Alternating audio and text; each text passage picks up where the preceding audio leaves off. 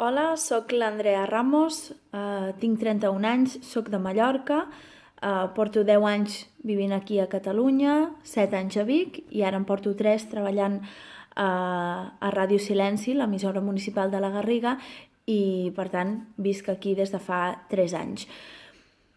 Què em penso de tot plegat? L'actualitat política de Catalunya. Fins fa unes setmanes jo em considerava no independentista. Mai he tingut el sentiment patriòtic espanyol, ni mai he volgut o he desitjat que Espanya no es separés, ni m'hagués manifestat mai a favor de la unitat d'Espanya. Els meus motius per no ser independentista és que crec que les fronteres porten molts problemes i sóc partidària de que en el món, quan menys fronteres, molt millor. Però fins fa poques setmanes em pensava que vivia un país democràtic, que vivia un país on s'escoltava la gent i me n'he adonat que no, que vivim en una dictadura encoberta i que a la mínima que el poble pensa o vol manifestar una opinió contrària a la del govern, et callen la boca a pals, perquè és el que han fet. Pots estar a favor de la independència o no, però crec que el que es demanava a Catalunya era una qüestió de democràcia i de dignitat, única i exclusivament.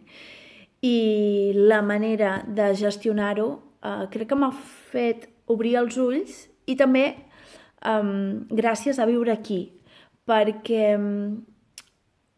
jo pensava, i de fet penso, que els meus amics o gent coneguda de Mallorca estava a favor i crec que està a favor de la democràcia, però me n'he adonat que, vist des de fora, es defensen coses que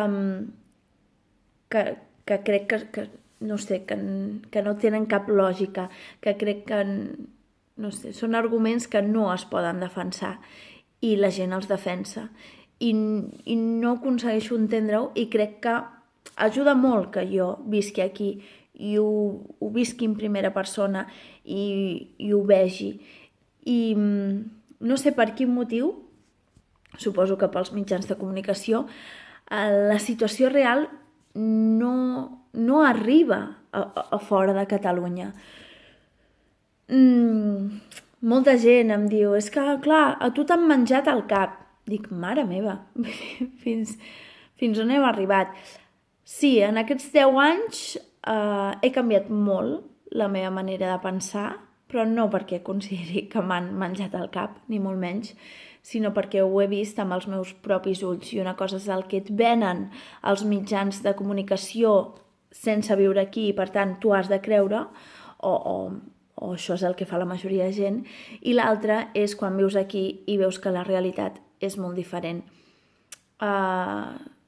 És a dir, que amb aquests 10 anys i sobretot amb aquestes últimes setmanes o últims mesos, la meva visió sobre tot el que està passant a Catalunya ha canviat. I a dia d'avui, si hi hagués un referèndum pactat, si hi hagués un altre referèndum, jo sortiria al carrer a votar que sí. I fa uns anys no m'ho hagués pensat mai.